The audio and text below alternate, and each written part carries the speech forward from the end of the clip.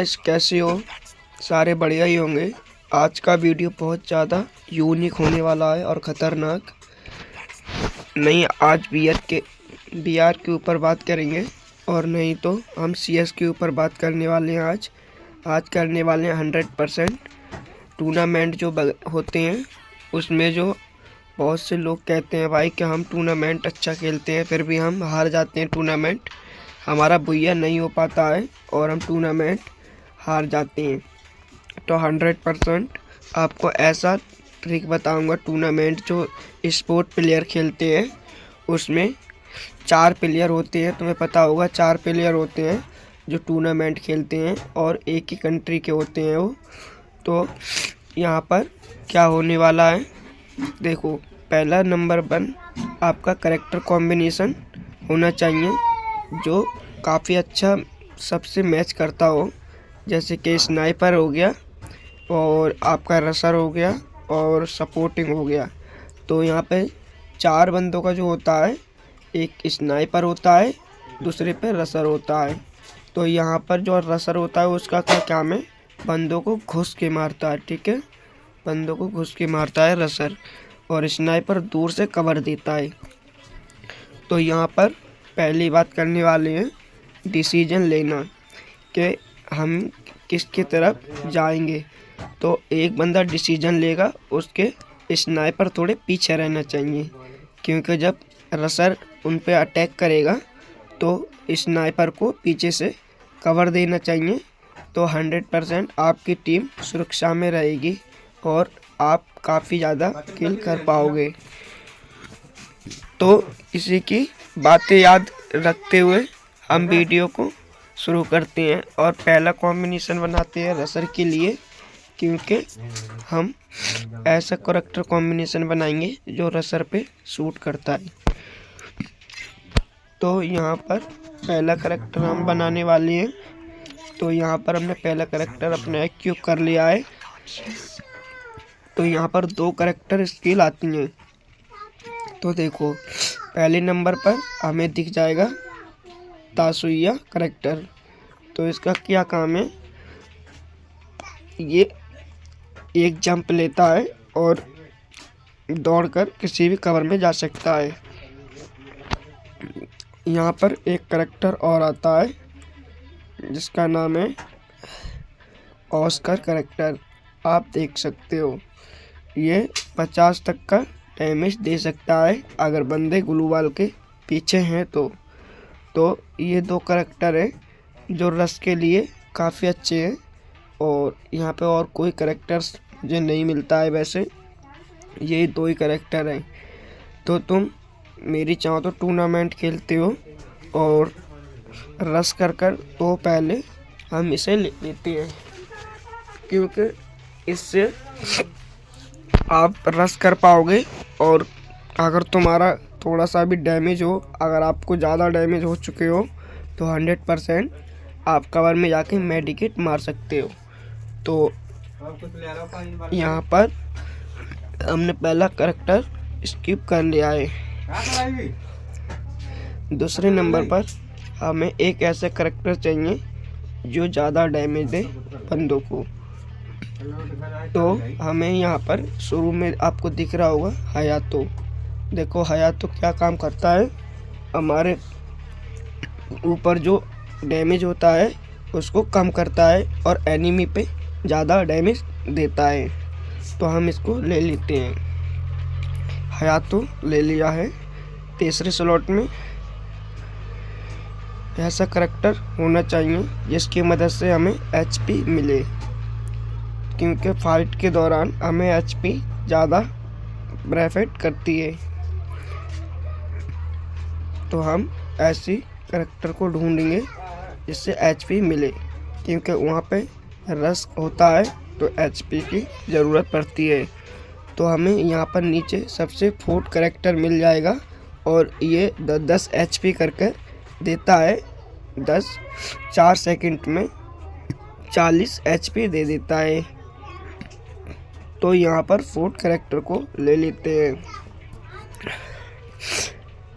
हमारा 3 स्लॉट भर चुके हैं और हमारा 1 स्लॉट रह गया है। तो यहाँ पर क्या करते हैं, हम एक करैक्टर स्किल और लगाते हैं। अब तुम्हें पता होगा कि भाई बहुत सारे वहाँ पे जब फाइट होती है तो ग्लू भी लगती है। तुम्हें पता होगा जब फाइट होगी तो ग्लू तो लगेंगे ही। तो सबसे पहले क्या काम करेंगे, हमें ग्लू से भी एचपी मिलेगी। तो इसका नाम है नारी करैक्टर। ये रहा देखो नारी करैक्टर। इससे क्या होगा, आपको 20 एचपी या 30 एचपी मिल जाएगी जब आप ग्लू लगाते हो। तो रश करोगे तो ग्लू तो लगाना पड़ेगा। तो यहाँ पर हम नारी को लगा लेते हैं और यहाँ पर हम पैट को लगा लेते हैं, ये वाला रॉकी पैट। तो ये वाला एक बेस्ट कॉम्बिनेशन बन चुका है रसर के लिए। और अभी हम दूसरा करैक्टर की बात करेंगे दूसरे नंबर पर। तो ये स्नाइपर के लिए होने वाला है। तो तुम्हें पता होगा भाई कि स्नाइपर जो होता है वो दूर से ही खेलता है, क्योंकि स्पोर्ट प्लेयर ऐसे ही कॉम्बिनेशन बनाते हैं और टूर्नामेंट में जो खेलते हैं वो भी कुछ ऐसा ही बनाते हैं। क्योंकि एक रश करता है तो एक कवर देता है, लॉन्ग साइड से मारता है। तो हमें एक स्नाइपर भी होना चाहिए हमारे ग्रुप में जो दूर से खेले, हमें कवर दे। तो स्नाइपर में देखो क्या क्या आता है। अगर बात करें तो स्नाइपर के लिए एक ऐसा करैक्टर भी है जो ग्लू के आर पार भी मारता है। तो उसका नाम है आयरस करैक्टर, जो है देखो इस तरीक़ा से। तो यहाँ पर हम इसको इक्विप कर लेते हैं। हम दूसरे स्लॉट में ऐसे करैक्टर रखेंगे जिसकी मदद से ज़्यादा डैमेज लगे बंदे को, क्योंकि स्नाइपर प्लेयर जो होती है दूर से ही मारेंगे तो दूर से ज़्यादा डैमेज दे। तो इसका नाम है मारो करैक्टर। ये दूर से मारता बहुत है, तो इस करैक्टर को भी ले लेते हैं। तीसरे स्लॉट में हमें कुछ ऐसा करैक्टर भी रखना है जिसकी मदद से तुम्हें पता होगा कि जब स्नाइपर चलाते हैं तो उसकी साइलेंसर लग जाता है। तो साइलेंसर लगाने के लिए हमें राफेल करैक्टर को इक्विप करना पड़ेगा। तो राफेल करैक्टर स्नाइपर के लिए बेस्ट करैक्टर है। चौथे स्लॉट में हमें ऐसा करैक्टर रखना है जिसकी मदद से हमें एनिमी की लोकेशन पता पड़े। तो लोकेशन कौन से करैक्टर से मिलती है ये भी बता देंगे। तो ये देखो यहाँ पर आपको मोको मिल जाएगी। ये मोको क्या काम करती है, किसी बंदे को एक गोली मारते हो आप तो इस पे एक चिन्ह आ जाता है बंदे पे, जो भागता है तो इसके ऊपर चिन्ह आएगा, उसको पकड़ के आप मार सकते हो दूर से, स्नाइपर से बच नहीं पाएगा। तो इसको लगा लेते हैं। तो हमने स्नाइपर का जो पूरा कॉम्बिनेशन है वो बना दिया है। अब पैट की बात करें तो हमें एक ऐसा पैट यूज करना चाहिए। देखो बहुत सारे पैट है, तो हमें यहाँ पर ये वाला पैट इक्विप करना चाहिए जिसका नाम डेकी है, पता नहीं क्या है, डेकी। तो ये वाला पैट काफ़ी अच्छा है। तो ये वाला पैट हमने यूज कर लिया है। जब भी आप किसी बंदे को डैमेज दोगे तो वो मेडिकेट ज़रूर मारेगा, और जब मेडिकेट मारेगा तो हमें लोकेशन मिलेगी। तो स्नाइपर के लिए ये वाला बेस्ट करैक्टर कॉम्बिनेशन होने वाला है, तो इसे यूज कर लेना।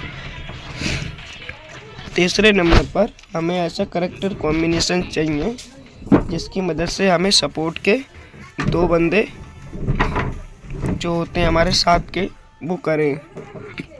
तो उसके लिए एक ऐसा करैक्टर कॉम्बिनेशन यूज करेंगे जिसकी मदद से हमें 2 बंदे सपोर्ट करेंगे। एक स्नाइपर हो गया और एक हमें सपोर्ट करेगा दूर से, थोड़ी पास में रह के दूर से थोड़ा डैमेज देगा और हम उसे जो रसर होगा वो फिनिश कर देगा। तो उसके लिए देखो हमारे पास बहुत सारे करैक्टर है। होमर देखो, जैसे ही कोई बंदा पास में आएगा, हमारे 2 बंदे होंगे, उनके पास, दोनों के बंदे को पास होमर होंगे, तो वो होमर छोड़ देंगे तो उन्हें 25 का डैमेज लगेगा और मूवमेंट स्पीड स्लो हो जाएगी। तो फटाफट से लगा लेते हैं। हम लगाते हैं मारो, क्योंकि ये एनिमी को डैमेज ज़्यादा देता है।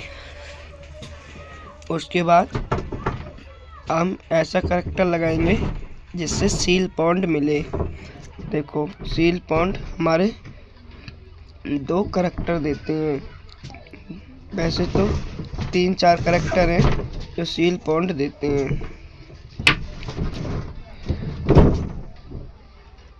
तो यहाँ पर एंटोनियो को लगा लेते हैं, क्योंकि एंटोनियो 20 का सील पॉइंट देता है।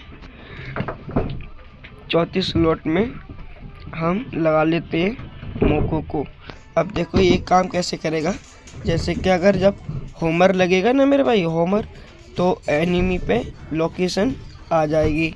फिर उसके बाद एंटोनियो और मारो ज़्यादा डैमेज देता है, क्योंकि मारो का काम जो है, अगर किसी एनिमी पर लोकेशन आती है तो वो ज़्यादा डैमेज देता है। तो यही वाली स्किल सेम हम इस भी करैक्टर में लगा लेते हैं, तो हमारे चारों बंदे पर एक सेम हो जाएगा।